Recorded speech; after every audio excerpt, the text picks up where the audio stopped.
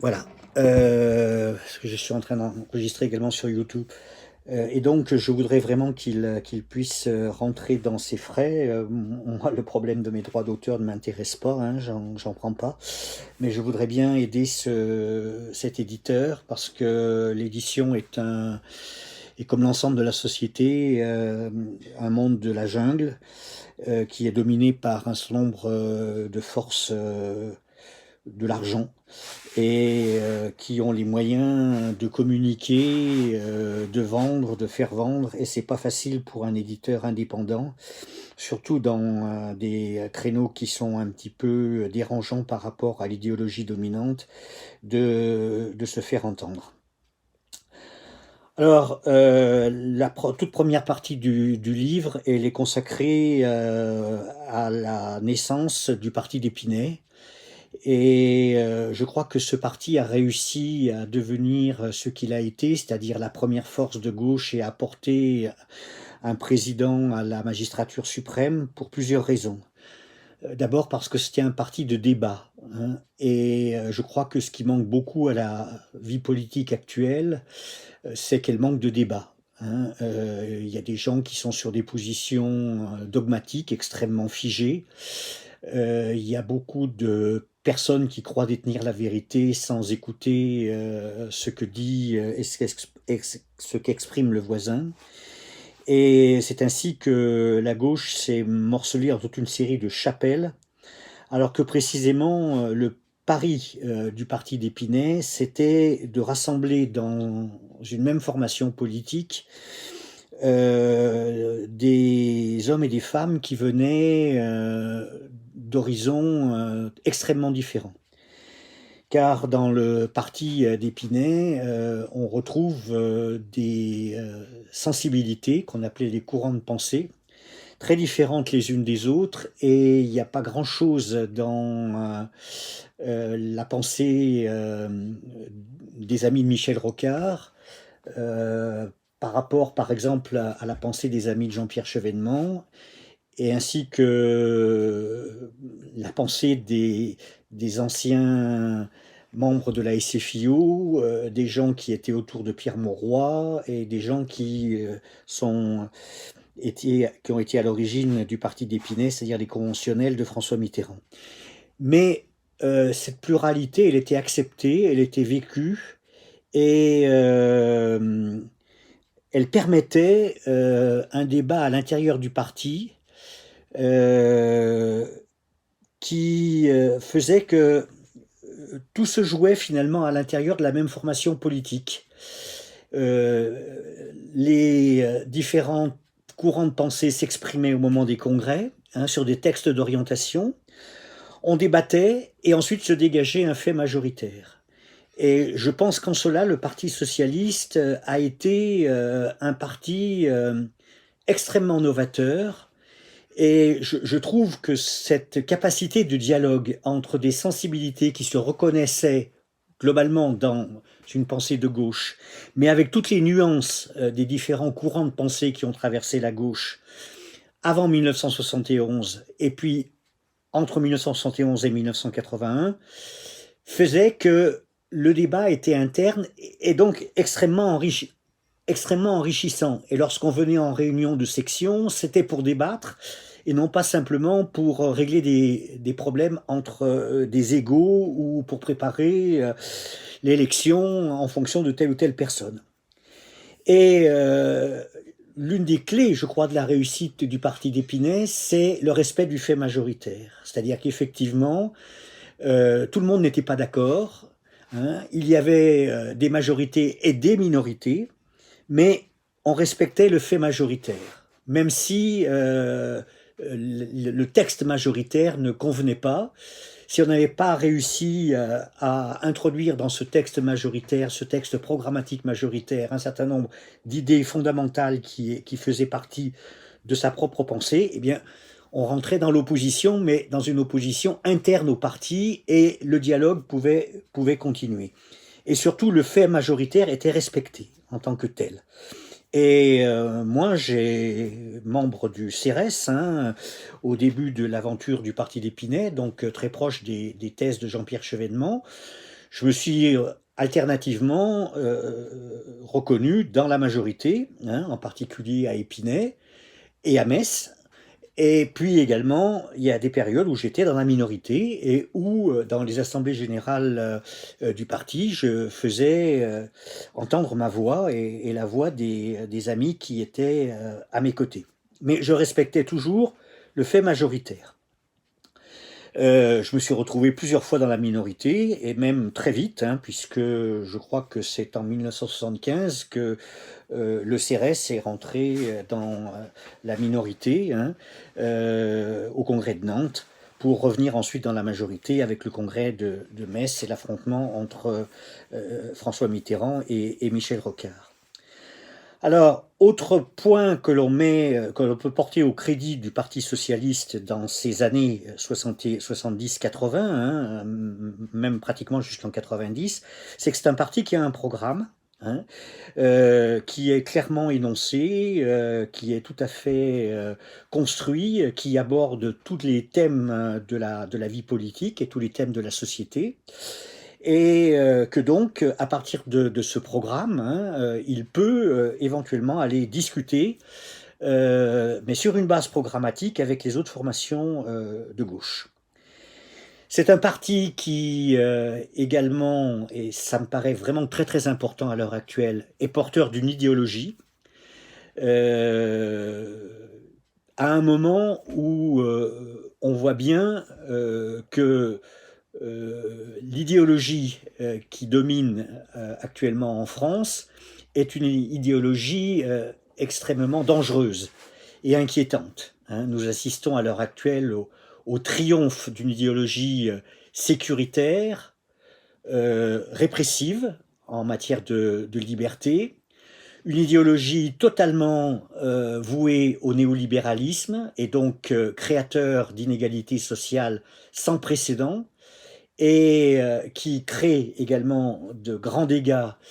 au niveau de notre capacité économique et de notre vie sociale et ses conséquences écologiques. Et donc, il est important de se reforger une idéologie, hein, et de ne pas surtout, hein, c'est un petit peu ce que je reproche à beaucoup d'hommes et de femmes de gauche, par ailleurs fort intéressants, hein, à écouter, je ne suis pas là pour arbitrer, mais à rentrer sur le terrain de l'adversaire. Et c'est mon ami Didier Motchan qui disait que du moment où on rentrait sur le terrain idéologique de l'adversaire, on avait déjà perdu la bataille, puisqu'on le mettait finalement en avant et qu'on le mettait comme référence idéologique. Donc l'un des conseils que j'aurais à donner à l'heure actuelle, c'est de ne pas courir derrière la droite et l'extrême droite sur les thèmes de la sécurité et de l'immigration, hein, mais au contraire complètement de déplacer notre vision de la société sur d'autres champs, et en particulier notre capacité à promouvoir un modèle antilibéral, un modèle d'indépendance nationale sur le plan des équilibres internationaux, et un modèle porteur effectivement d'une capacité à essayer d'enrayer un modèle de développement qui est porteur d'une crise systémique grave, tant au niveau des dégâts que le néolibéralisme et le capitalisme font sur les hommes, hein, à travers le monde et sur la planète. C'était également un parti, le parti d'Épinay, hein, le parti entre 71 et 81, qui a toujours été sur une volonté d'union, hein, de toutes les forces de gauche, ce qui ne me semble pas être tout à fait le cas à l'heure actuelle, où finalement on se complaît dans une désunion qui est absolument mortifère, hein, c'est-à-dire qu'on se rend compte que ce qui sépare les gauches en France à l'heure actuelle est finalement relativement faible par rapport aux, aux différences qui étaient existentielles, hein, dans les années 70 entre le Parti socialiste et le Parti communiste, hein, qui avait 50 ans de lutte et de combats rivaux derrière eux, hein, eh bien, ils ont été à un moment capables de dépasser leurs différences, hein, de gommer ce qui les séparait pour se retrouver dans ce qui les réunissait. Et je crois donc que il faut repartir sur une discussion programmatique avec l'ensemble des forces de gauche. Alors voilà ce que je trouve de très positif dans l'aventure du Parti socialiste, hein, de 1971 à 1981, c'est d'avoir été capable de créer un parti où se regroupait, hein, l'ensemble des diversités de la gauche,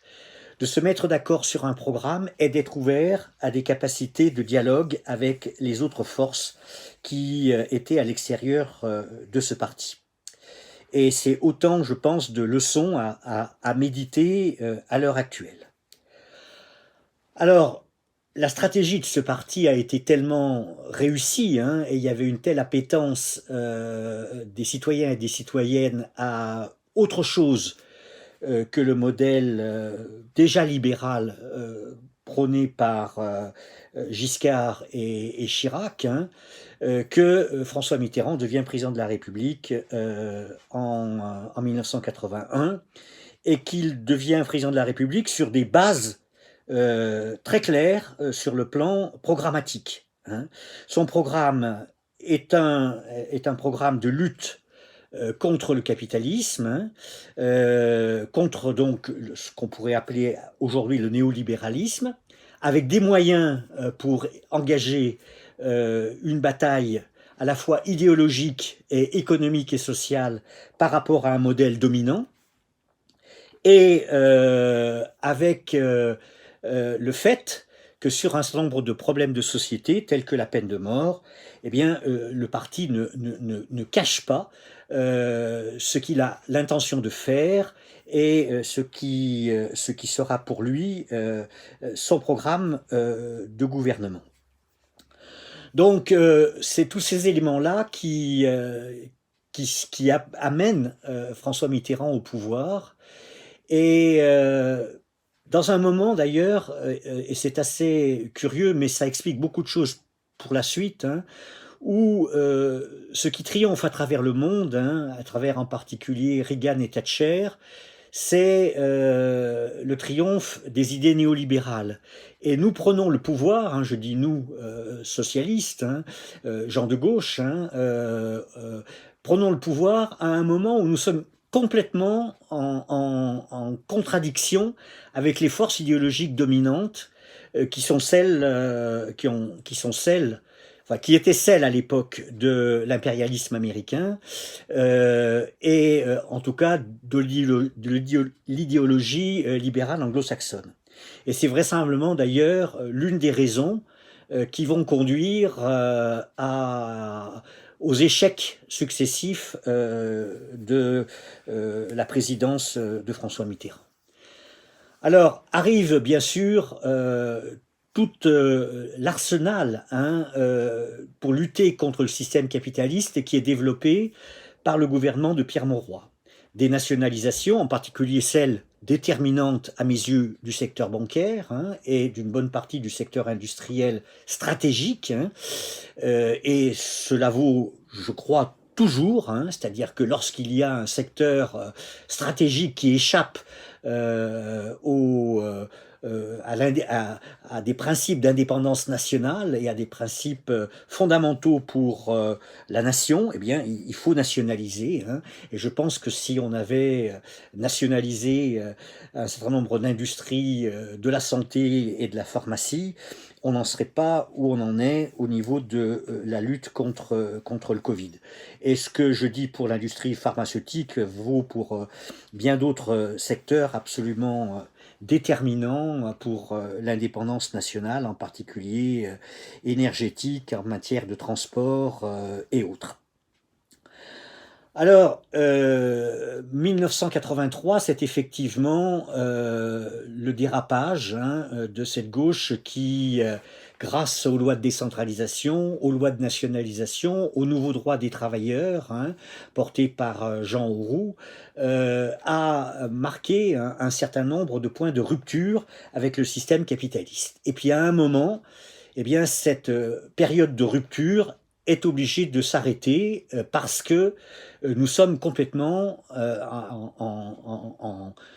contre-modèle du modèle européen qui se dessine avec l'emprise des conservateurs et des libéraux allemands dominants dans la construction européenne. Et le dilemme est assez clair finalement en 1983, hein, ou bien on continue à croire en une Europe qui pourrait devenir le lieu précisément de l'affrontement contre le système dominant, ou bien on pense que c'est une partie perdue d'avance parce que l'idéologie libérale est dominante en Europe, et à ce moment-là, eh bien, se pose le problème soit de la rupture complète avec le modèle européen, soit de s'aligner sur le modèle européen tel qu'il est à l'époque, et qu'il est toujours, hein, c'est-à-dire un modèle libéral et conservateur. Et il faut bien comprendre, là, je crois, dans les choix de 1983, d'abord la personnalité même de François Mitterrand, hein, qui est très marquée par les deux conflits qui viennent de saccager l'Europe, hein, et d'en faire un théâtre d'une véritable boucherie pour 1914-18 et d'une bataille sans précédent contre les forces fascistes et nazis entre 1939 et 1945. Donc l'homme qui a vécu tout ça ne veut surtout pas le revoir, et donc il s'accroche finalement à l'idée européenne devenue un espèce de dogme de réconciliation entre les peuples, pour éviter qu'à tout jamais sur le continent européen il y ait des affrontements tels que ceux qui ont eu lieu peu d'années avant 1983. Et puis, il ne faut pas également sous-estimer que depuis le congrès de Metz, hein, à l'intérieur même du parti, un certain nombre de forces se préparaient et n'acceptaient pas du tout le programme de rupture qui était celui de la majorité du parti. Ces forces avaient été défaites au congrès de Metz, donc elles étaient bel ou bien obligées de s'incliner devant le fait majoritaire, qui était un fait majoritaire de rupture, mais elles continuaient à l'intérieur du parti à prospérer et à essayer finalement d'imposer, vaille que vaille, leur ligne, qui est une ligne social-libéral au départ, hein, mais qui va très rapidement devenir libéral tout court, hein, gagné donc finalement par l'influence anglo-saxonne, hein, l'influence américaine et anglaise et allemande, hein, et donc qui va distiller progressivement à l'intérieur du parti une petite voix, hein, qui laisse supposer que le modèle dont la majorité du parti avait rêvé, était un modèle complètement archaïque, périmé, et qu'il fallait donc faire avec le modèle dominant, quitte à composer avec lui sur une ligne vaguement social-démocrate, qui d'ailleurs ne l'a jamais été en France de par la posture historique de la France, hein. Il n'y a jamais eu de véritable association entre les forces sociales, syndicales et les forces politiques, hein. Et il n'y a jamais eu en France une volonté de régulation du système économique, sauf pendant les 2 premières années, hein,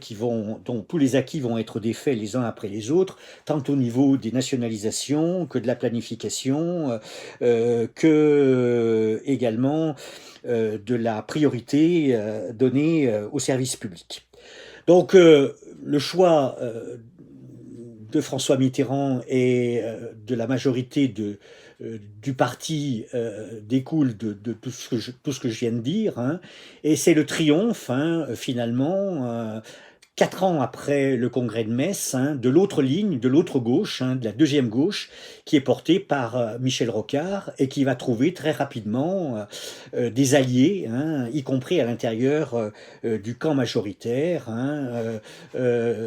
y compris chez les proches de François Mitterrand, puisque finalement la décision de 1983 est approuvée pratiquement par tous ceux qu'on appelait à l'époque les mitterrandistes, hormis Henri Emmanuelli, qu'on va d'ailleurs retrouver de tous les combats contre les forces libérales, et Laurent Fabius, qu'on va voir apparaître de temps en temps dans la lutte contre ces combats, et puis de temps en temps rentrer dans le rang libéral. Donc nous plongeons à partir de 1983 dans une politique de rigueur, hein, qui est en réalité un cache-sexe de politique d'austérité, hein, et qui vont petit à petit détricoter les acquis entre 1981 et 1983. Alors on commence progressivement par certaines dénationalisations, partielles ou complètes. On abandonne finalement l'idée d'une planification sur un long terme dont on sait qu'on ne peut pas le maîtriser. On est dans une posture qui privilégie la politique de l'offre par rapport à la politique de la demande. Et pire même, on bloque les salaires, les prestations sociales, à l'inverse de ce qui avait été la relance keynésienne des années 81-83. Et conséquence de tout cela, c'est que à partir de cette date-là, eh bien, c'est finalement un alignement de la France sur les politiques néolibérales, alignement qui ne va cesser d'être de plus en plus fort au fur et à mesure que les années vont passer et que les politiques d'austérité, de blocage salarial, d'abandon d'un certain nombre de conquêtes sociales vont être entérinées par en particulier les traités de Maastricht, hein, qui vont définitivement consacrer la victoire, hein, des thèses néolibérales en Europe et donc en France, hein, et c'est tout finalement le long chemin de croix de la fin du premier septennat et surtout du deuxième septennat où vont triompher de façon ouverte les politiques néolibérales dominantes en Europe, avec la signature donc des accords de Maastricht, qui ont pour but et de créer l'euro, mais également d'entériner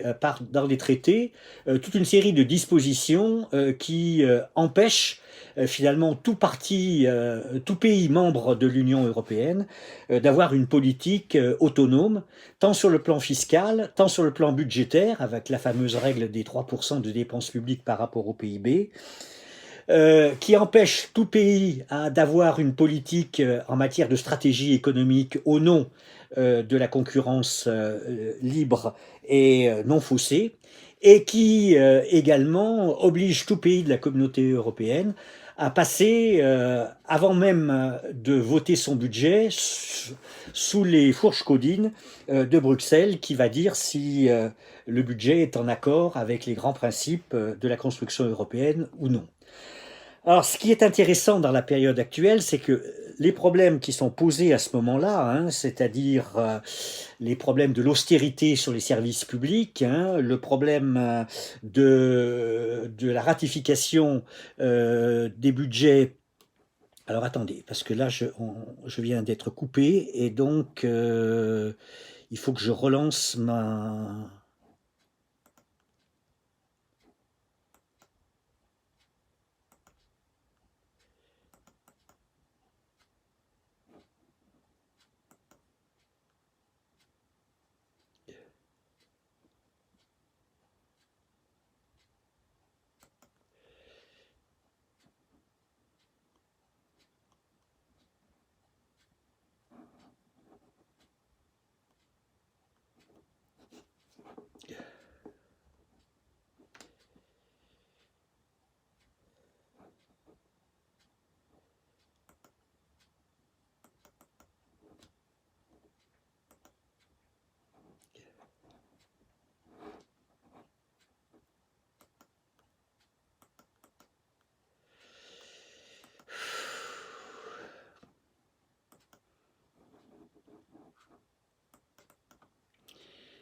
Attendez, il faut que je reparamètre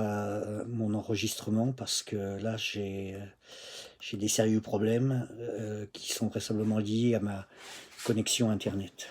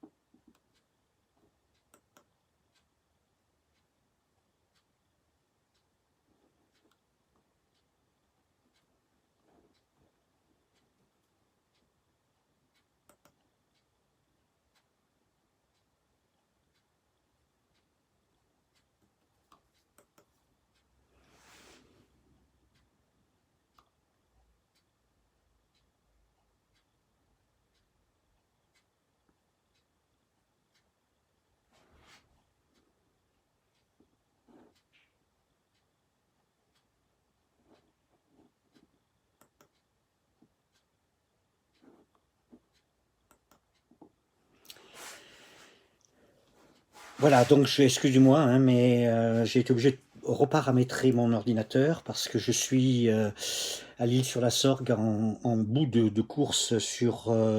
la ligne, sur le réseau Internet et très très souvent je perds la possibilité de me connecter. Donc le deuxième septennat de François Mitterrand sera effectivement marqué donc par le triomphe des néolibéraux à l'intérieur du parti, hein. Vous les connaissez, hein, ils ont surtout un nom qui est celui de Dominique Strauss-Kahn, qui est l'homme qui va véritablement faire rentrer, mais alors sans aucune retenue, sans aucune vergogne, le néolibéralisme à l'intérieur du parti, et à côté de lui, tout le courant qui socialisme et démocratie, hein, qui n'avait d'ailleurs rien de socialiste et rien de démocrate, qui vont prendre les rênes du parti et l'amener à la catastrophe que nous connaissons. Vous les connaissez, hein, les principaux lieutenants de DSK, hein, c'est eux qui ont fait tant de mal au parti, c'est Moscovici, c'est Valls, c'est Le Guen, c'est tous les gens qui finalement ont maintenant rallié Emmanuel Macron. Et à côté d'eux, d'ailleurs, ils trouvent ces néolibéraux de sérieux appuis, hein, en particulier dans le camp majoritaire mitterrandiste, hein, en particulier dans les personnes de Lionel Jospin, qui va véritablement, en tant que Premier ministre, faire une politique qui est à contre-courant véritablement des aspirations populaires, hein, qui est basée sur la libération totale des marchés, qui est basée sur des politiques sociales extrêmement favorables aux couches les plus aisées, hein. Jospin qui en plus va commettre, à mon avis, une erreur impardonnable, qui est celle de céder sur les valeurs de la République au moment de l'affaire du voile d'Evry, hein, et qui, parce qu'il n'a pas finalement le courage de faire respecter les principes de la laïcité à l'intérieur d'un établissement scolaire, ou en tout cas qu'il tergiverse beaucoup avant de le faire, a ouvert la voie à toutes les dérives que nous connaissons à l'heure actuelle, qui sont les dérives communautaires absolument insupportables. Ce que je voulais dire également, c'est que on peut mettre des noms derrière les gens qui sont responsables du tournant néolibéral de 1983 et ensuite 1990 avec Maastricht, mais il en va également de la responsabilité des militants eux-mêmes, parce qu'à chaque congrès, ils avaient la possibilité de redonner un coup de barre à gauche, hein, et ils ne l'ont pas fait. C'est-à-dire qu'ils ont laissé les textes et les motions qui qui tiraient les sonnettes d'alarme, hein, comme celle portée par Henri Emmanuelli, comme celle portée par Jean-Luc Mélenchon, comme celle portée par Jean-Pierre Chevènement, ils les ont laissés dans la minorité. Donc il y a une responsabilité, bien sûr, de l'appareil du parti, hein, d'un certain nombre de gens très en vue dans les ministères, mais également de la responsabilité des militants eux-mêmes, hein, parce que s'ils avaient véritablement voulu replacer le parti devant ses responsabilités et condamner d'une façon extrêmement ferme cette dérive néolibérale qui conduisait à l'effondrement des services publics que l'on mesure bien maintenant à travers la crise de l'hôpital et la crise de l'école, s'ils avaient dit stop à une politique de l'offre qui n'a cessé de faire des cadeaux aux plus fortunés, eh bien, on n'en serait vraisemblablement pas arrivé là où on est arrivé à la veille de l'élection présidentielle qui a vu l'élection de M. Macron. Euh, il faut d'ailleurs dire que cette minorité, hein, qui était extrêmement lucide, hein, sur le fait que plus on s'enfonçait dans des politiques néolibérales, plus on se coupait des couches populaires qui avaient permis la victoire de la gauche, hein, et par conséquent qui allaient nourrir, hein, parce que souvent c'était aussi un vote. Alors c'est un vote idéologique, bien sûr, le vote pour le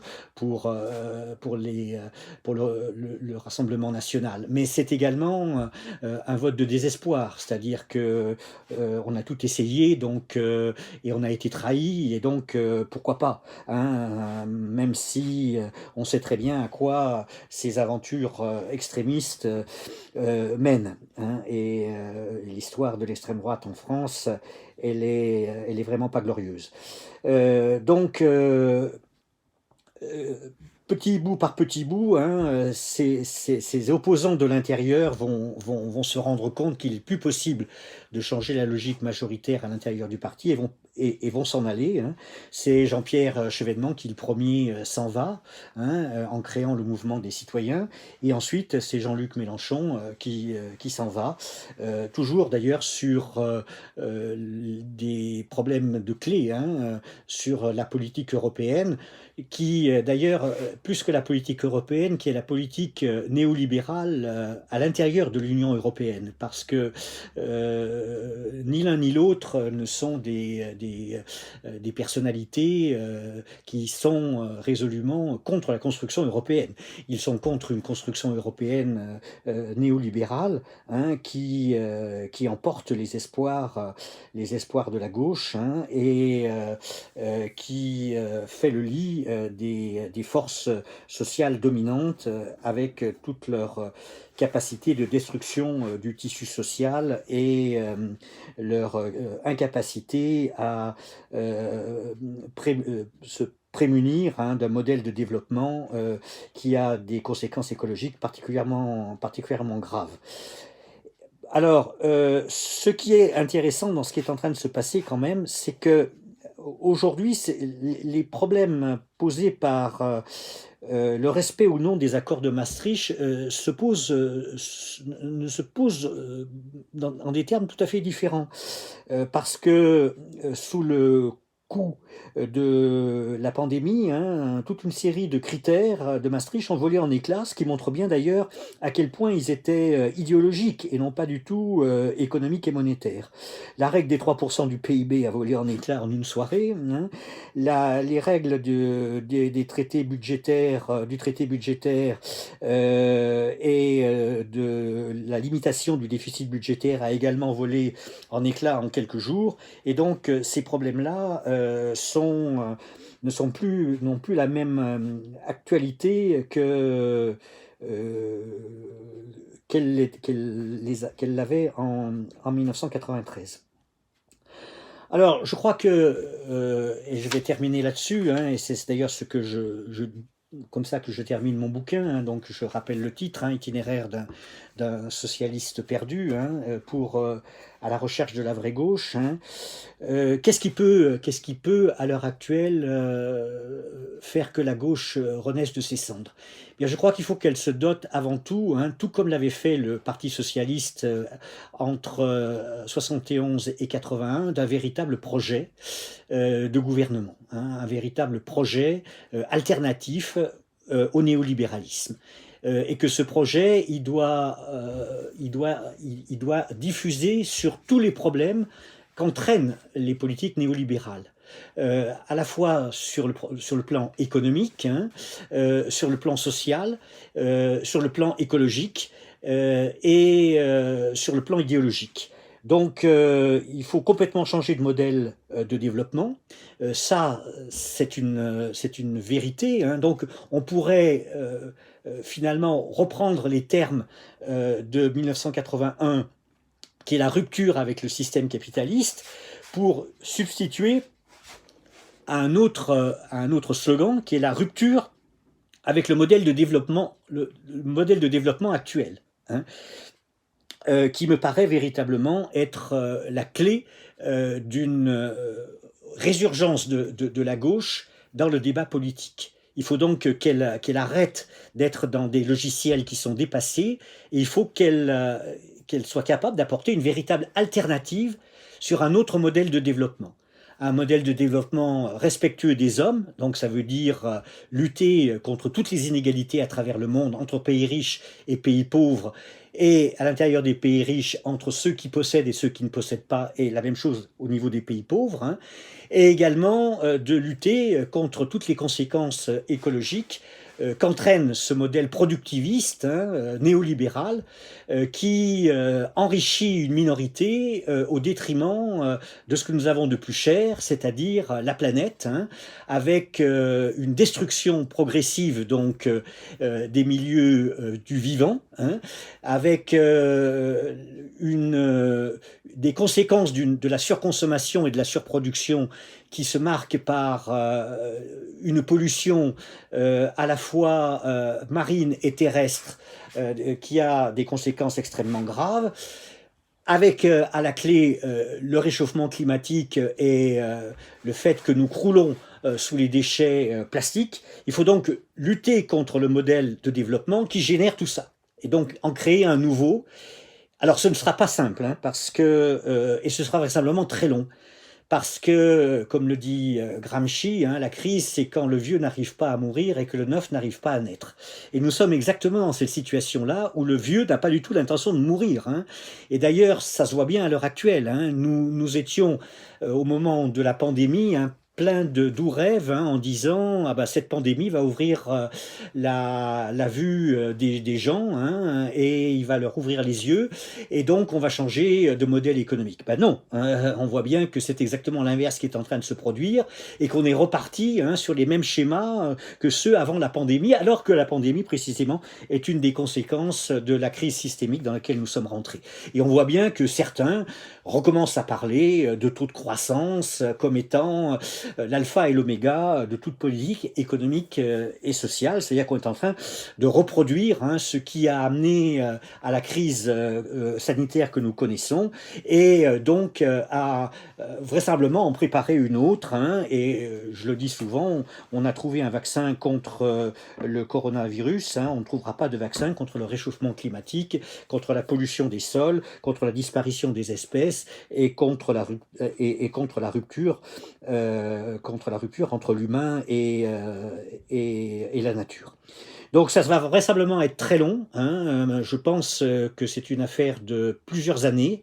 voire même peut-être d'une décennie, mais ce sera... Et puis il ne faut pas oublier qu'en face, il y aura des réactions, hein, pour essayer de blanchir le capitalisme et pour exercer une contre-offensive idéologique, hein, par rapport à celle que nous pouvons secréter.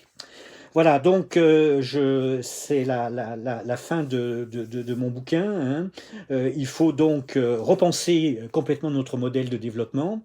Il faut s'arc-bouter sur le modèle républicain, hein, et là absolument sans aucun compromis, hein. Le modèle républicain, c'est la liberté, et actuellement il y a une grave atteinte aux libertés publiques. C'est la fraternité. Or, à l'heure actuelle, il y a des forces à l'intérieur de notre pays qui essayent de monter les gens les uns contre les autres, en particulier en favorisant des communautarismes qui n'ont rien à voir dans la République française, et l'égalité,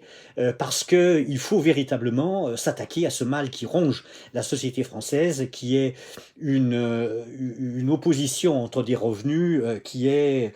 absolument démentielle et qui est complètement inacceptable, et qui là encore est en train de saper les fondements de la République. Et puis sur les problèmes plus régaliens, hein, comme celui par exemple de la sécurité, il faut avoir une idée extrêmement claire, hein. Oui, la sécurité c'est un problème important. De là à en faire le problème fondamental de la société française, ce n'est pas vrai. Il y a toujours des raisons à des déchaînements de violence et des déchaînements d'actes anticiviques, hein. Il faut regarder de très très près ce qui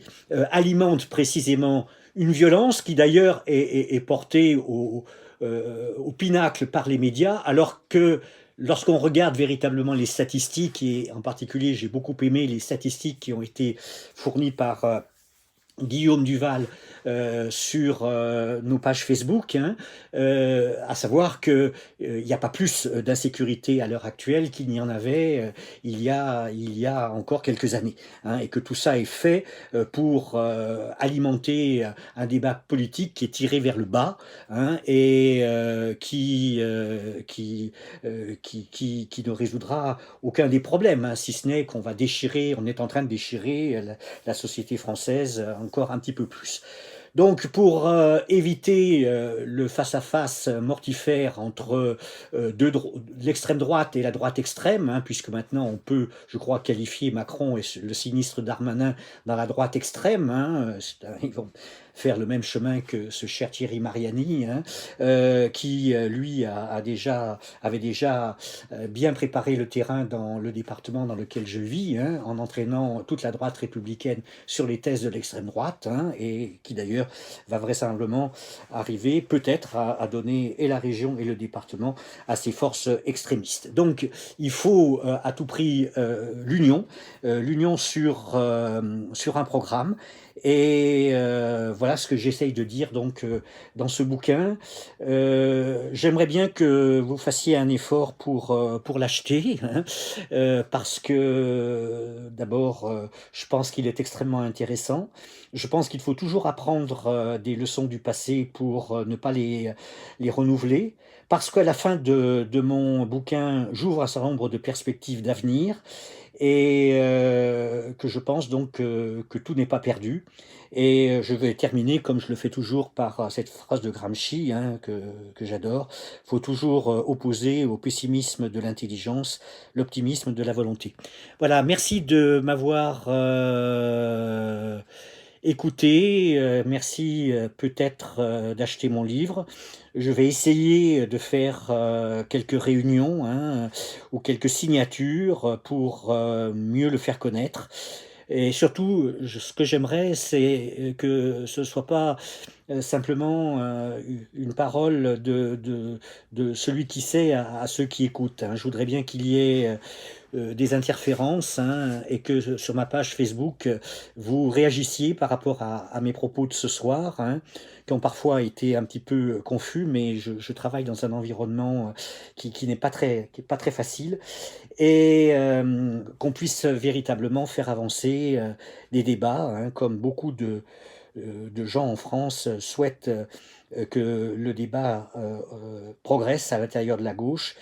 Et malheureusement, je me demande s'il ne va pas falloir que ce débat se fasse entre les citoyens, par-dessus la tête des formations politiques, dont je constate avec amertume qu'elles n'ont finalement comme raison d'être à l'heure actuelle que de se perpétuer, et de perpétuer leur bureaucratie, perpétuer leur hiérarque, perpétuer finalement leurs élites, ce qui devrait être antinomique avec les valeurs de gauche. Voilà, merci beaucoup, et puis à très bientôt. J'arrête donc ce direct en espérant que vous avez pu le suivre malgré les désagréments du milieu du web. Voilà. Au revoir, passez une bonne soirée et à bientôt.